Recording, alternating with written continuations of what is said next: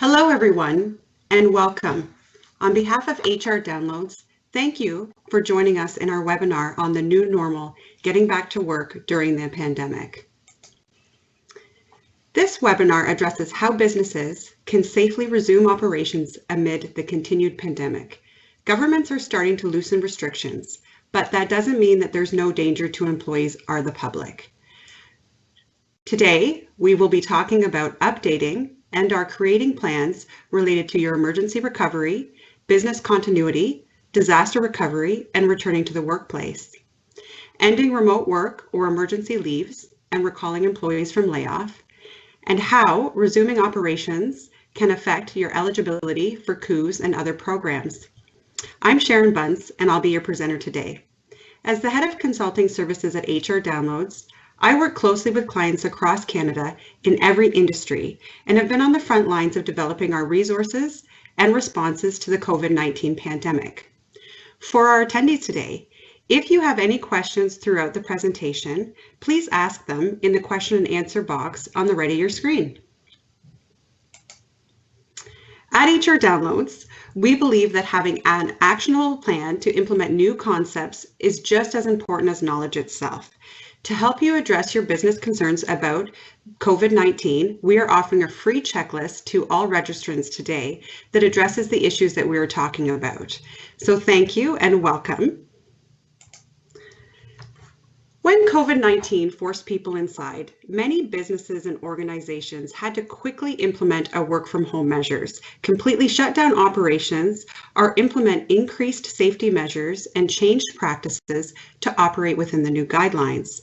Now, a great deal of uncertainty exists as to what life and the economy will look like as we transition into the post-COVID-19 world. This pandemic has caught most organizations off guard, and many did not have a plan to handle such a situation. Results from the immediate responses and impact survey prepared by HR Downloads indicated that approximately 68% of organizations were caught completely unaware of the pandemic, but were able to quickly address the immediate issues. While roughly 24% had a plan in place, it wasn't prepared for the magnitude of this pandemic. Continue to watch our Resource Center and blog for the full results that will be coming in the next few weeks. So with restrictions easing and businesses and organizations thinking about or starting to slowly resume operations, having or updating your plan will be critical for navigating the new normal and ensuring a safe and effective return to the workplace. Over the next few slides, we'll review some of the common plans and suggestions for updating or creating them.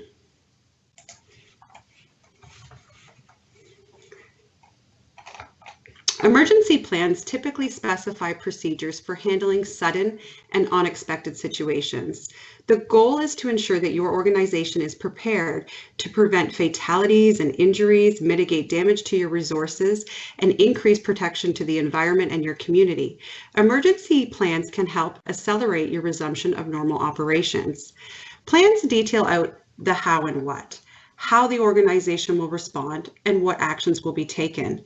These plans often look at immediate or short-term actions. For developing or updating your emergency plans related to COVID-19, consider the following: how the organization would respond to an outbreak or notification of the exposure to COVID-19, how the organization would respond to someone displaying symptoms of COVID-19 while they're at work, how the organization would respond in the event of a shortage within their supply chain, and what actions would be taken to address that shortage. How and when would the organization close or implement deep cleaning protocols? What measures are necessary to provide customers, clients, and employees from a possible COVID-19 exposure, and how people will be notified in the event that they have been exposed?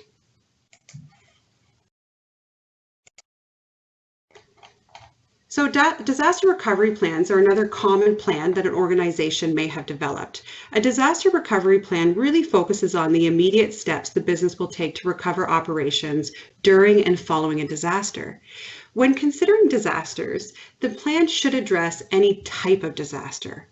Often, businesses will limit these plans to things such as fire or floods or disaster that can happen within their workplaces and how operations will resume or be deployed. Typically, a disaster recovery plan will include a team that is primarily responsible for disaster recovery efforts.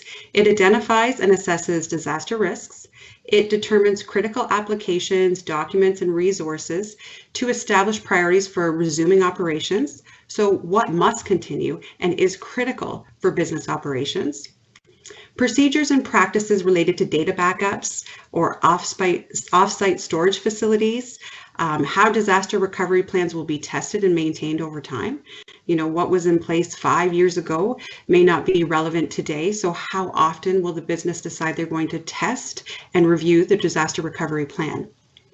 In some cases, these plans may not have been created for the long-term impact of a pandemic.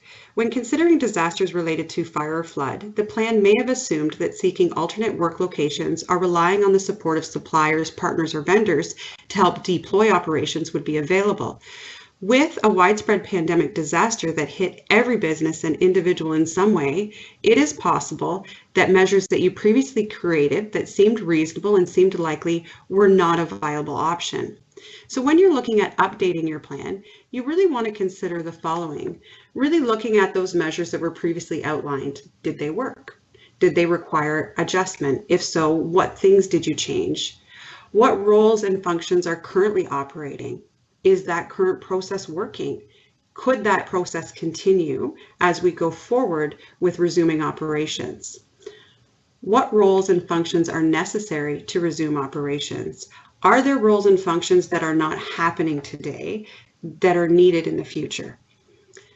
What roles and functions need to return to the workplace? When are those roles and functions needed? How will roles and functions return and by when? What and how will the business respond if a second wave happens? What disaster steps need to be quickly implemented? So really looking at all those key questions as you're building out your disaster recovery plan or even updating your plan to determine as you build out those future steps or you're phasing in your return to the workplace, how does that plan evolve with your plan? How do you create your disaster recovery plan to align with where you want to go from a business perspective? Business continuity plans. So many businesses may have previously prepared this plan. It sounds very similar to a disaster recovery plan. However, they're more comprehensive and they often contain contingencies for business processes, assets, things like human resources, your supply chain. Basically, a business continuity plan would cover every aspect of the business that may be affected by an unplanned disruption in service. So typically what you see in these types of plans is a really comprehensive checklist that includes everything from your supplies, your equipment, where your data backups may be stored, who's going to be responsible for administering the plan or deploying the plan, who are your key personnel or your first responders, where would your backup sites be located. Plans usually contain detailed strategies on how business operations can be maintained for both a short term, so longer than that sort of immediate impact of a disaster, but also for a long-term outage. So when we look at the pandemic today and as we build in our plans for resuming, we're looking at something that's more long-term. Plans will often cover critical processes such as working from home, essential staff, and the necessary equipment, technology, and supplies. So when you're looking at your plan, if you have a business continuity plan today, you'll really want to consider and look at, again, what were those measures that you previously outlined? How did they respond and work as you deployed your emergency response? Did they require some adjustment? Where are you at right now within your business continuity plan? What stage are you in? And how many more steps are necessary to get the organization and business back to the workplace or back to the place where you feel that you're up to normal operations? And then what timelines seem reasonable? When you're considering those timelines, you'll really want to look at your provincial legislation to see what's that phased in approach from the provinces. For some smaller organizations, it may be a fast phased in approach. For some larger organizations, There could be functions and departments that remain remote for a significant period of time. So where are you at and how long seems reasonable for your organization, and how does that align with what you're seeing in your province? Then look at measures related to safely returning to the workplace. Have you established those measures? And then what is needed? So regardless of what plan or plans you've utilized, at this stage, focus should really be given to developing your return to the workplace strategy. It is recommended that you consider a phased-in approach for returning to the workplace and resuming operations. When you're developing your plan, you'll really want to consider all those critical aspects. So the financial feasibility. So financially, from an organizational perspective, what makes sense? What works with what's available? What are those legislative guidelines? What are the things that need to be in place, or what are the parameters that they're suggesting are allowable today, and what parameters will be allowable in the future? Health and safety. Your supply chain. Because this pandemic impacted every organization in some way or capacity, what does your supply chain look like today? Has there been any impact with those suppliers that you use on a regular basis? Are they returning to the workplace? Will that supply chain be changing? And what measures need to be put in place? Your contractors. So if you had contractors that you partnered with for your organization that may be necessary, depending on how you're phasing your operations back, are they resuming? Are they available to support your organization? When will they be opening? And when they are opening, have they implemented the things that need to be done from a provincial standpoint to ensure that when your employees are working with the contractors, that you're helping to mitigate that exposure to COVID-19 and that those safety parameters have put in place? Your people resources. So your staffing, what's happening with all of your people? Where are they at today? What kind of leave are they on? Are they working? Are they working on site? Are they working remote? Are they on vacation? Are they on a different type of leave? So what's happening with your people? When do you want to return them to the workplace? And in what phase should they return? Training. So part of returning safely to your workplace will be looking at some key policies and procedures and developing very specific strategies for your organization on how you're going to ensure that safety and what possible changes may be happening to even how your customers or clients interact with the organization.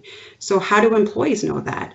How do clients know that? What kind of training and communication is necessary so that as your business resumes to workplaces and gets back to that new normal, that everyone understands the protocols, the policies that your business has put in place? So how is that going to be communicated?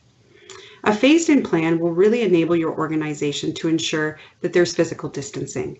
If you think about, or even if I think about my own experience to the back at the start of the pandemic, it was a quick out. There was a fast time where a lot of employees, gathered their belongings, IT was involved, and people went remote quickly. You can't apply that same approach as you return to workplaces, because you really have to look at that 6 feet of physical distancing. How are you going to maintain that? What happens with things such as elevators and common shared spaces, and even the design of your work site. So really looking at ensuring physical distancing and enhancing those safety measures. Resuming those activities and how those activities align with those provincial guidelines. Tracking the revenue and your client and customer demands to ensure that as you're returning back to workplaces, that you're doing so in a way that you're providing those activities that align with the demand. What do your clients and customers want today? How do you bring back your operations in a way that fulfills that demand so that you're able to really look at that revenue?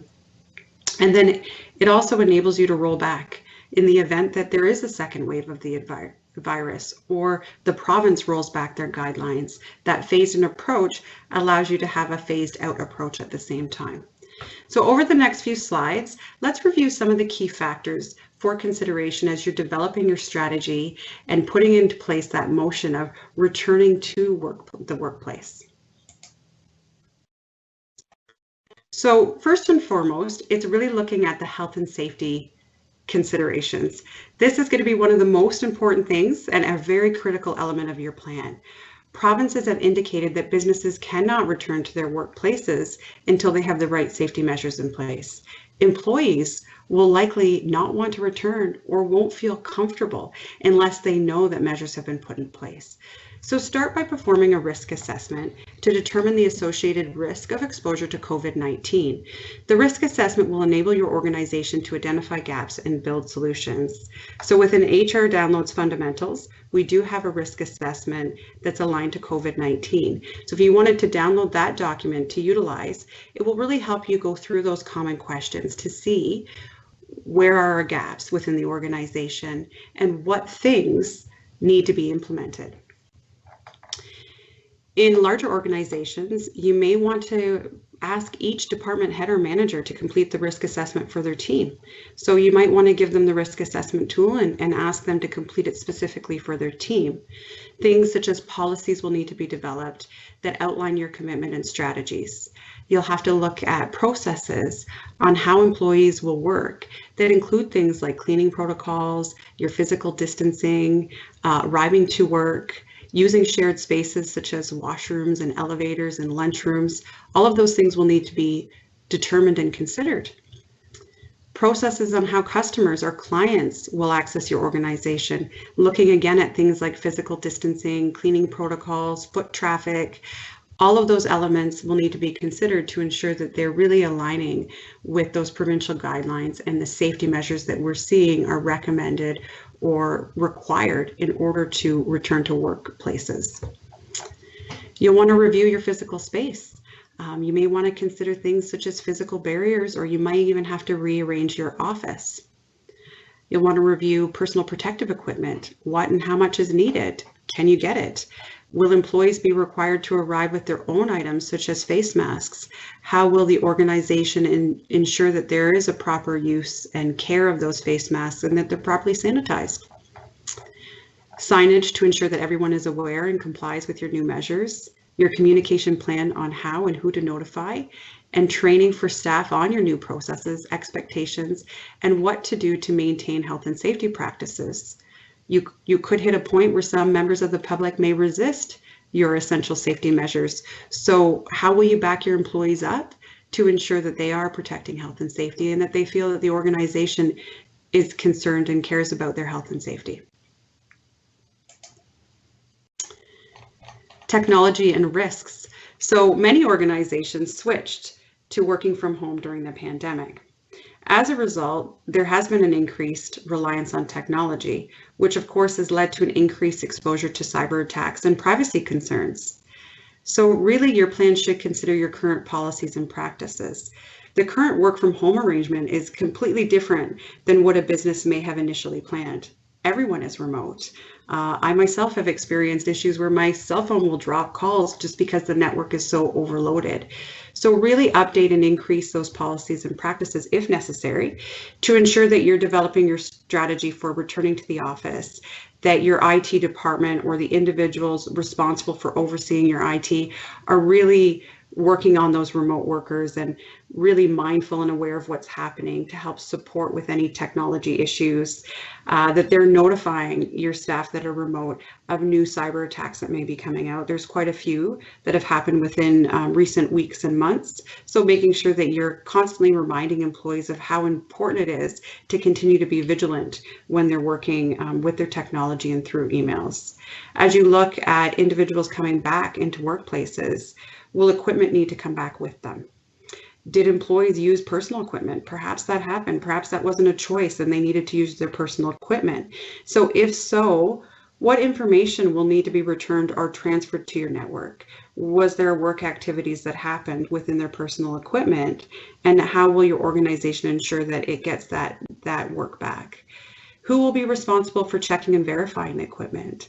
So as people left with equipment or technology, once it's returned, who's going to confirm that everything has come back to the work site? So really spending some time looking at technology and risks if you do have a lot of employees that are currently working remote. Accessibility. So many jurisdictions across Canada have legislation related to accessibility. We've got accessibility laws within Ontario and Manitoba. So when you're developing and updating your plan, it is important that you consider all of your legislative obligations. So regardless of your province, when developing plans, consider accessibility and how your organization will ensure that employees and customers requiring accommodation are supported. Customers may need accommodations to access your goods and services. So consider the methods in which customers or clients can connect with your organization and how they can purchase or receive your services or products. Look at ensuring that you can offer multiple options. This increases accessibility to ensure that all customers or clients have that same level of access. Keep in mind that you cannot deny service because of accessibility concerns. So in cases where an individual encounters a barrier, ask the customer or client what can be done and work together to determine a reasonable solution. Health and safety takes priority, so the business would not be expected to offer or accommodate something that would pose a health and safety risk, but really working with that customer or client to determine what is the best way to connect in with the organization and how can they still have that access to your goods or your services. When you're looking at employee accessibility within your plans, review your current individual accommodation plans. If you have previously set accommodation measures with employees, as you're building that return to the workplace, ensure that aligns with those plans. If you've made changes to your physical structure or changes to policies and procedures, how does that fit and align? In the event that you have plans that may need to be adjusted based on those changes, call the employee and have a collaborative discussion on the internal policies, practices, or your environmental changes. Work with the employee to make reasonable adjustments to ensure and enable them to have a safe and productive and effective return to your workplace. So when you're looking at your plan, I hate to even talk about it because we're just getting to the stage where we're talking about returning and resuming operations and going back to the workplace. But we have to consider what happens if there's additional shutdowns. Well, we hope that businesses resume and return to workplaces and that this will be a permanent return. The fact remains that we may see a second wave of COVID-19, or some of the implemented measures may not work, or the business may have an exposure to COVID-19. So planning for this possibility will enable your business to quickly and effectively react. So while we see these relaxing of measures, it doesn't mean that the pandemic is over. Governments still may shut down things if the infection numbers spike again. So being very mindful and aware of what's happening within your province.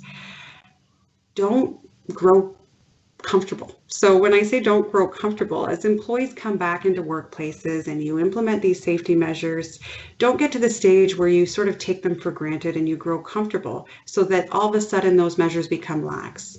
Maybe people aren't doing the physical distancing they should, or maybe you require face masks, but some people forgot them, so it's okay that time. So really ensure that your managers and employees are following your policies and practices. Because these are new policies and practices, this will require a constant commitment to communication, to a reminder, to a check-in point. Have managers check in with their team, check in with their staff to ensure that these safety measures and processes that your organization has put in place, that they're being followed, that employees are committed to them. Senior leadership, check in with your managers to ensure that they understand those protocols, what that means for their department, what that means for their employees, so that they're able to communicate that forward. The risk could actually go up as more people emerge from lockdown. So ensure that those things such as the physical distancing, washing hands frequently, avoiding touching your face, sanitizing high contact surfaces remain in place and that they continue even as we continue to evolve through the pandemic. And then report any potential infections immediately.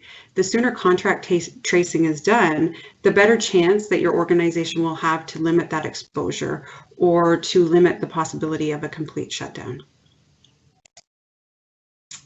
So now that we've kind of discussed plans and that importance of really developing out that strategy, determining your phased-in plan, looking at some key considerations, let's talk about another very important consideration. As we reopen and return to our work sites and locations, our employees. Not only will employees' cooperation and support be key to ensuring operations, that you have successful operations to start up again, but they are also at the greatest risk when returning to the workplace. So employees' needs have changed. Really being mindful of what's important to your employees today and building a strong communication channel will help your business ensure a smooth and successful return to the workplace. So I suggest, regardless of how you're recalling an employee, that you start with a conversation. Our situation today is very different from any other recall.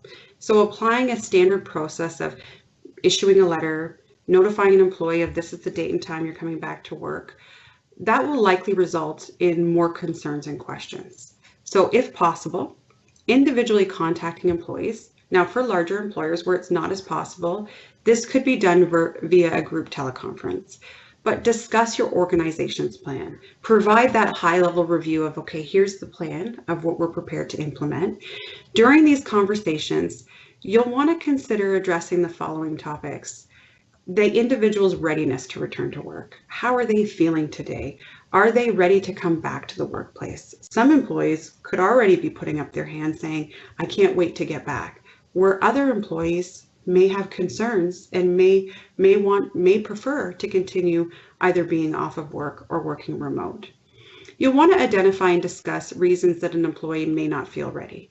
So what are those reasons? Some of those reasons could be, of course, related to the concerns of COVID-19. Some of them could be personal reasons. Potentially, they could be living with someone that has a higher risk to developing severe symptoms related to COVID-19. Consider doing a wellness screen. Some employers are asking employees to provide a personal verification that they are healthy. So if you're considering this type of measure, HR Downloads does have a pre-screening health declaration form that can be utilized. You might want to consider a mental health wellness screen. So this pandemic has impacted more than just the economy. Asking employees how they're feeling is critical in that return to the workplace. Helping discuss today what measures and options are available to help employees have those conversations, such as an EAP program, can be helpful. Discuss the measures that have been or are in the process of being implemented to reduce the risk of exposure to COVID-19.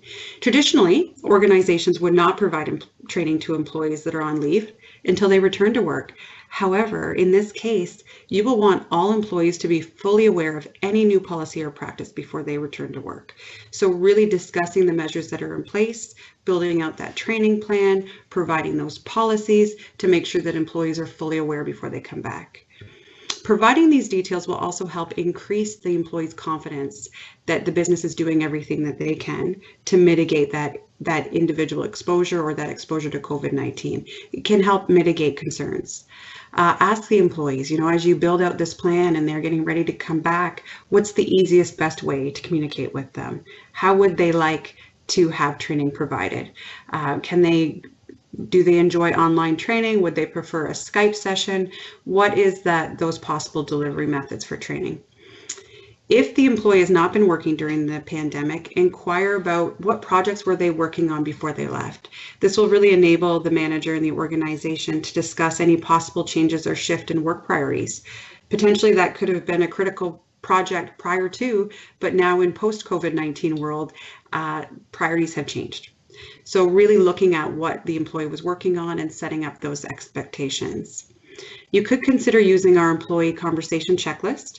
It really covers off all those points that I just spoke about to ensure as you're having those individual conversations or even tasking managers with having those individual conversations that they're covering off those key points.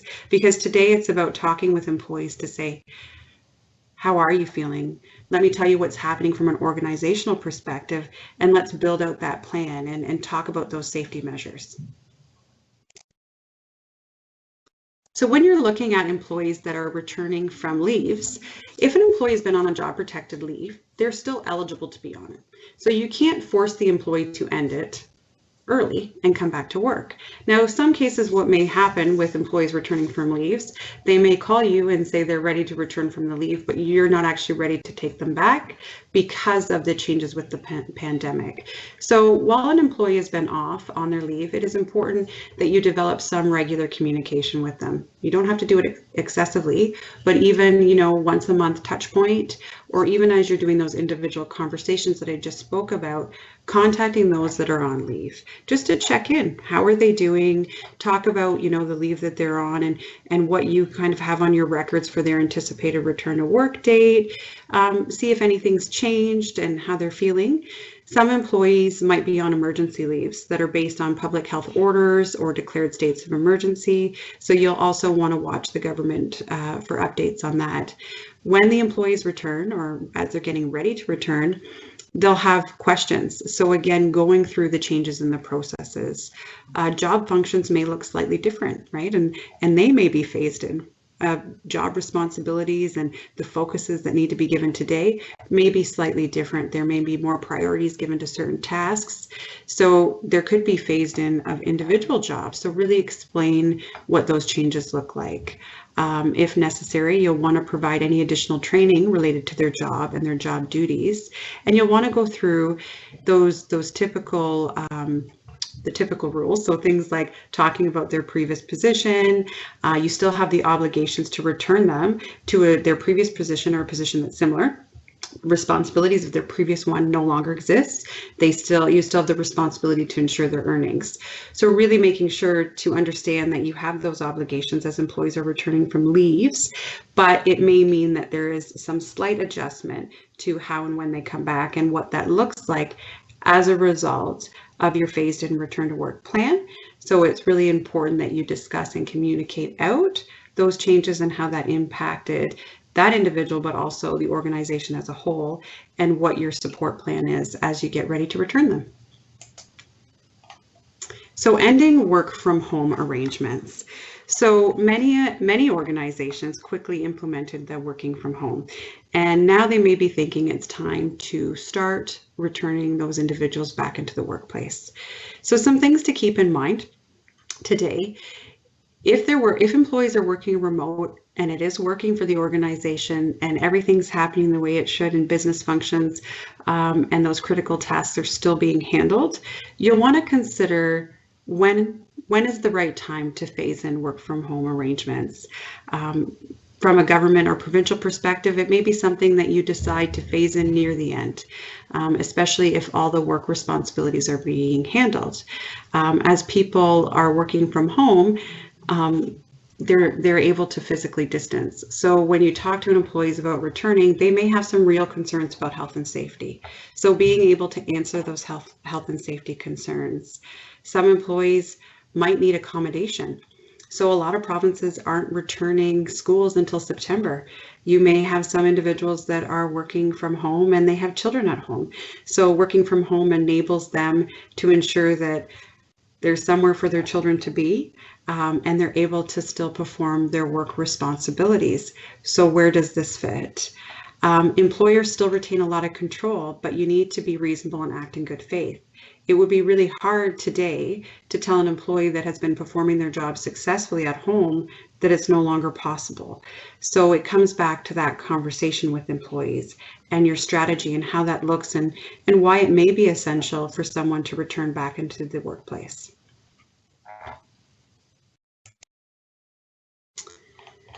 Recalling employees from layoffs. So first, if you have a collective agreement, typically your collective agreement will have very set terms on layoffs and recalls. So you'll really want to work with your union to develop a satisfactory recall plan and timeline. The union may have a lot of questions around what measures you're putting in place. So make sure you're being transparent and communicating with the union as well. So if you don't have a collective agreement, it means that as a business, you have more flexibility on how and who you recall. It doesn't have to happen by seniority. You can really look at what does the business require today. So when you're determining who should return to the workplace and how they should return and by when, you can base your decisions off of who has the necessary skills and qualifications to perform the job, not factors that could be considered discriminatory under human rights. So for example, if you're building out your phased-in plan and you don't want to recall some individuals because potentially they're older, so maybe they have an increased risk, so we'll put them in phase 5. That on its face would potentially open you up to discrimination concerns within human rights legislation. So you really want to make sure as you're building out your return to the workplace and recalling employees that you're looking at, okay, what roles and functions are necessary? What skills are required to do those roles and functions? Perhaps you already know there's key positions. And then of those key positions, how are we going to be returning and who's going to be returning? This is where those individual conversations become very important for your business planning. As you're having those individual conversations, you may get a very clear sense of who's ready, who's wanting to return, and who would prefer to be in later phases. So helping to align that with also what skills are required will really help you build out a plan where you have those sort of initial engaged employees that yes, they want to come back, they're part of phase 1, provided they have those required skills, and then you're slowly bringing back the remaining employees. So you may want to consider, we have a tool, a workforce skills assessment, really helps your organization determine which employees you will require to implement your plan, what phase they'll be called back in.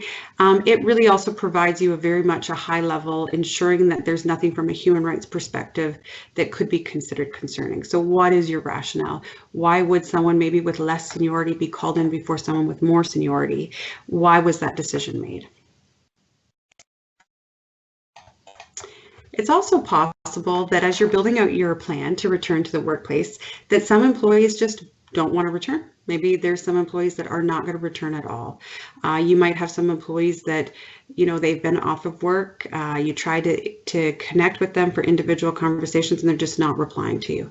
They're ghosting you or they resign. So if you do get a resignation, you'll want to make sure you get that in writing if you can, or you'll have some sort of voice recording or even an email that shows that the employee has resigned from their position. Make sure that you confirm the effective date of the resignation. If you can't get a response at all, so you've tried calling the employee, you've left messages, they're not responding to you, you may want to consider sending registered mail just to inform the employee that you've tried to reach out to them, and if you don't hear from them by a certain date, you may consider that they've abandoned their position and give them time to respond. There could be potential reasons why you're not able to connect with them. Maybe they're not at the phone number you have listed. So really giving them all of the opportunity to get in touch with the workplace. There might be alternatives to ending the employment relationship. So potentially, maybe someone's saying they don't want to come back to work because there is that fear or concern of that possible exposure to COVID-19. So really discussing with the employee what's happening there, potentially putting them on an unpaid leave and reconnecting with them. If you have an employee assistance program, potentially connecting them with the employee assistance program so that they can get support. So really kind of discussing with the employee what's happening there, because there may be something else causing their unwillingness to return. Employees may refuse to return because they're exercising their right to refuse unsafe work. So let's review that in a little more detail on the next slide. So all employees can refuse unsafe work, although keep in mind there are restrictions that apply. Emergency workers and others that have work that involves that inherent risk, they can't refuse. So your employee must tell you that they're refusing. So they must say to you, I do not want to come back to work. I'm refusing to come back to work because it's not safe. As the employer, you are obligated to investigate their concerns. So why do they feel it's not safe? Looking at those concerns, looking at what strategies have been implemented. Unsafe work must be made safe. The employee may still continue to refuse if they believe that the work is unsafe. As we look at things with the COVID-19 pandemic, there's still a lot of questions out there. So that's going to be a hard one. The business could implement all of the measures recommended, but the employee may never get to a spot where they feel that it's safe. You'll need to contact possibly your ministries for a final ruling if the employee is not willing to return. Be patient with employees. There is a lot of valid concerns about safety and health as companies start to reopen.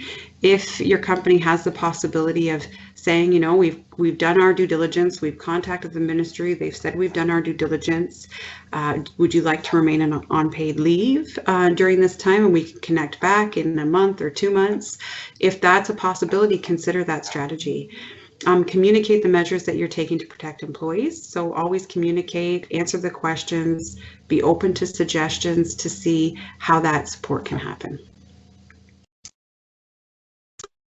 So sort of in our final section, we're now going to address how reopening or returning to workplaces may affect your eligibility for government programs. We're going to take a little look at some of the government programs.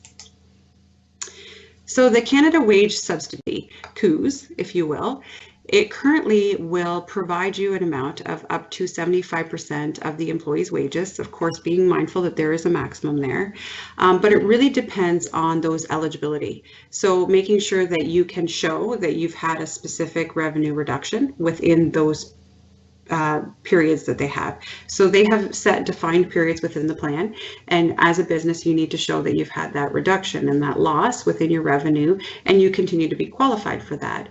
So as your operations resume, you have to continue to be mindful of where you're sitting with your revenue targets. If you go over and you no longer qualify, you'll want to make sure you're considerate of that when you're looking at your financial forecasting, because if you lose eligibility, what does that mean from a workplace? The subsidy is available for different periods, so you might be eligible today and maybe next period, but then following that you're no longer eligible. And I mean, ultimately that is the plan, right, is to get businesses back to where they were so that they no longer require this relief, but being very mindful of how that factors into your plan and when you may no longer qualify or when that plan may be coming to an end. So for some of your employees, if they haven't been working, they may be on CERBs. So they may have applied to the Canada Emergency Response Benefit. So this benefit really provided that $500 per week or $2,000 per month to employees for a set period of time if they have lost their jobs or their incomes as a result of COVID-19. Now this plan is a very interesting plan. We've talked about it on the last few webinars in the sense that anyone after that date, I think it's March 16th, anyone that will have lost work after March 16th, even if they applied for unemployment, they were moved over to the CERB program. The CERB program had a lot of, it was kind of run on good faith. You apply for it and you go forward and you are granted it. At the end of the day, if it's determined by the Canada Revenue Agency or the government that maybe you shouldn't have been eligible, individuals will be responsible for returning that money. Now, as we look at the changes that have happened with CERBs, they now do enable employees to earn some income. Not a lot of income, but some, and still collect. So from a business perspective, if you're bringing back staff part-time at reduced hours, you'll really want to be mindful of how much they're going to be earning within that period. So if the period is running from May 15th to June 15th, how much they're going to earn each week from your organization, because if they earn $1 more than what that entitlement is, and I believe it's $1,000, they will lose that complete eligibility for CERB. So as you're building out your plan, and if you're doing reduced hours, being mindful of where that may impact employees. Also talk to employees as things change, just to help them understand, of course, that you're not expected to be personal accountants, but certainly referring them to the website so that they can review their obligations. You are required from an employee perspective to continue to submit. So it just isn't one where you submit once and the government will just continue to pay you. You are required at the beginning of each sort of claim period to submit, to request, but there could be the possibility that you request and then somewhere down the lines things change and you're called back to work, which means you may have to refund or repay that money. Work sharing programs. So with a work sharing program, as you start to look at your phased in plan and your resumption to your workplaces and your return to your work environments, you may be looking at long-term. So long-term, the business may determine that they may need to reduce hours long-term. this work sharing program really allows you to enter into a temporary agreement between yourself, employees, and Service Canada. It's designed to prevent layoffs. Essentially, if you have employees working 3 days a week, EI will cover them the other 2 days, and they won't have any impact for the 3 days that they worked. They have increased these plans as a result of COVID-19, so giving employers a longer time frame to be on that plan. Agreements are very much time bound. We've heard, and I've heard it from a few different fronts. So I've sort of heard it when I've called in the government number that took quite a while to get through, as well as to organizations that applied to work sharing, that they are approving these plans at a faster pace than they have historically. So you'll want to go through, if you're considering a work sharing agreement, you'll want to go through that information. It requires you to fill an application. It requires employees to sign off. It requires you to provide, I think, your last 2 years of financials to really build out your work sharing agreement. But as you look and forecast what's happening tomorrow and into the future and into sort of 2021, if work sharing is something that the organization feels that will be helpful to them as they continue to look at returning operations, it is worthwhile to go through and review what the government program is and how they may be able to partner with your organization. So government programs and grants. So in addition to sort of the programs and the main programs that we've just discussed, the Government of Canada has also introduced a variety of programs and grants really aimed at supporting businesses on their continued or resumption of operations. These programs and grants, they vary. So I'm not going to review them all in detail. We wouldn't have enough time for that. However, I do recommend that your organization or you visit www.canada.ca to review all of the options, because there are business credit availability programs.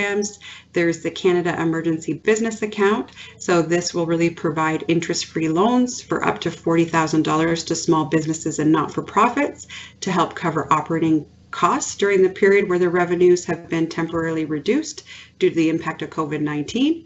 If the loan is repaid by December 31st, 2021, they will be provided a loan forgiveness of 25%, so up to $10,000 that they will not need to repay. There's also a newer program that they introduced, so the Large Employer Emergency Financing Facility, so really targeting large employers and requesting a significant amount of credit or access to credit.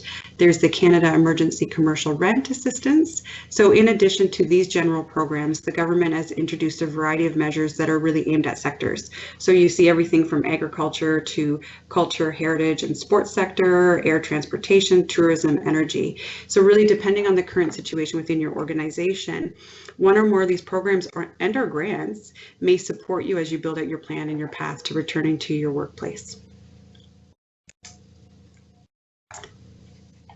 So vacation time.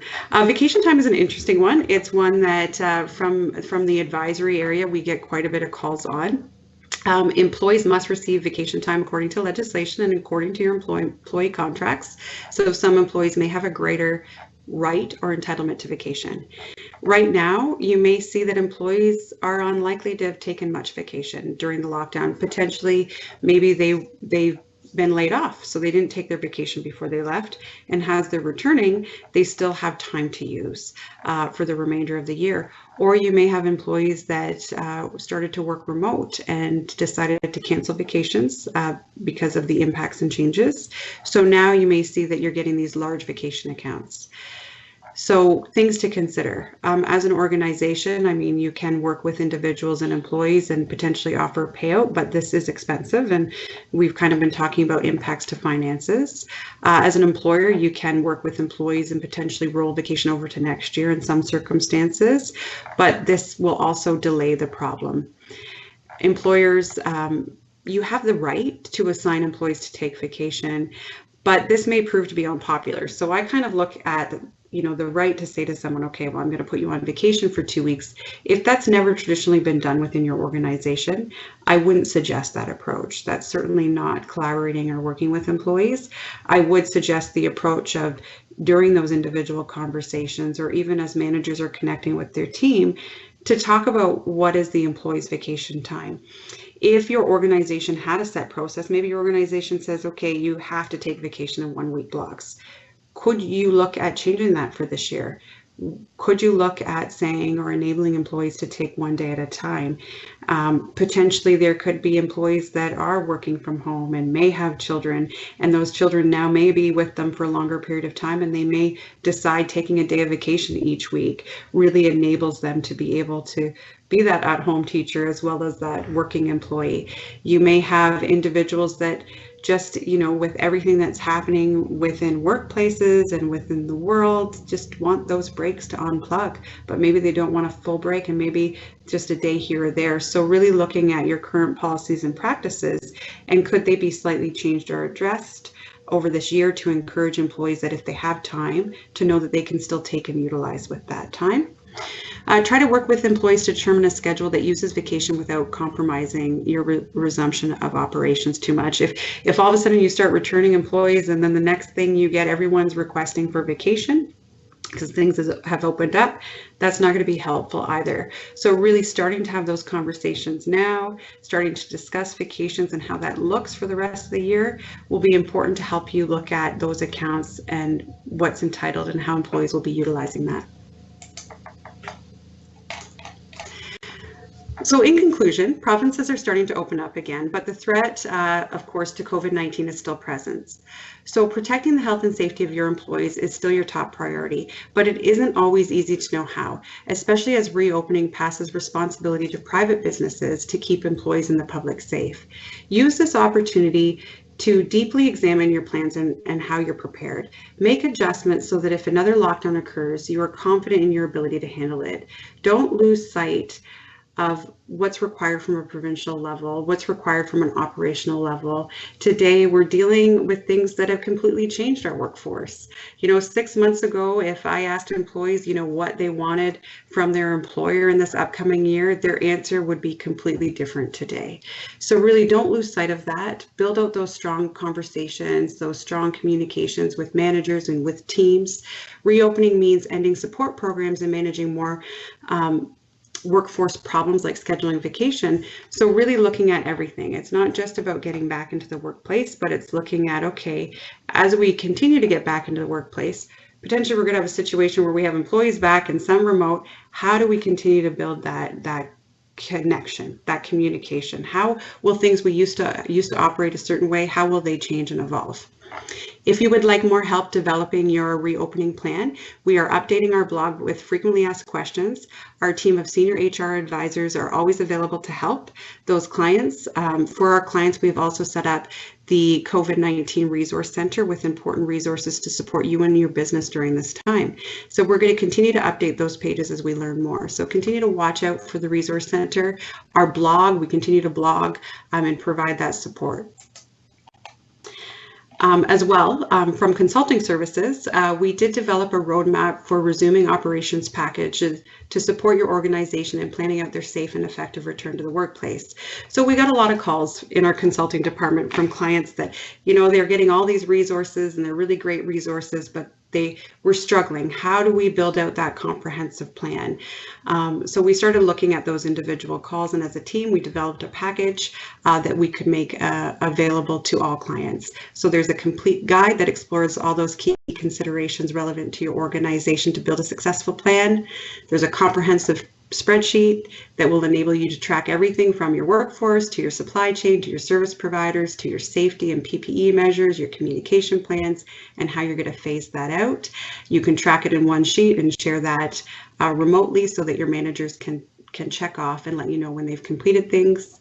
Customizable PowerPoint that will help you provide a high-level overview of your developed plan to ensure that staff are trained and aware of your safety measures that have been implemented. So if this is something that you want to learn more about, please email marketing@hrdownloads.com or click Contact Us at the top of the webinar. I'd like to take a moment as well to share some of the resources that HR Downloads offers that can support the topics that I covered in today's webinar. So HR Fundamentals. With HR Fundamentals, you get unlimited access to thousands of HR documents, templates, compliance management resources, our HR Director articles, and more. So you can stay really on top of what's happening within human resources and legislation. Our live HR advice. So our live HR advice really enables you to call and talk to our team of senior HR professionals on any HR question. big or small. You can talk to an individual about what's happening as you're getting ready to resume your activities. It's unlimited calling throughout the year. And then our HR Complete. So with HR Complete, we really give you access to our complete comprehensive bundle of services, everything from our online training to our live HR advice, our HR fundamentals, our survey platform, and more. So we have reached the time where we're actually almost done our webinar time. I'm not sure if there's any questions that have come forward that certainly I can help out with. So if you do have questions, please feel free to put them in the question and answer section. You will receive the checklist and a replay of this webinar within the next week with the email address that you use to register. So on a final note, as we look to see if there's any questions, I'm just sort of, honestly, I'm waiting for them to maybe be texted through. Give me a moment here.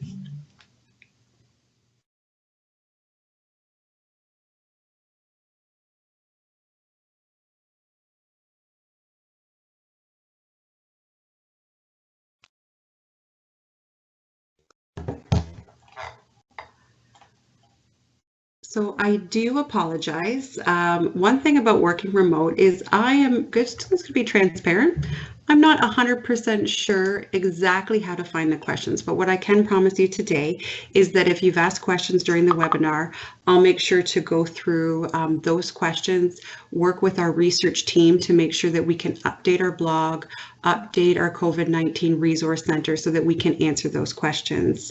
I really want to give a big thank you to all of you that joined me today. Stay tuned to HR Downloads on social media for future webinar announcements. Subscribe to our blog.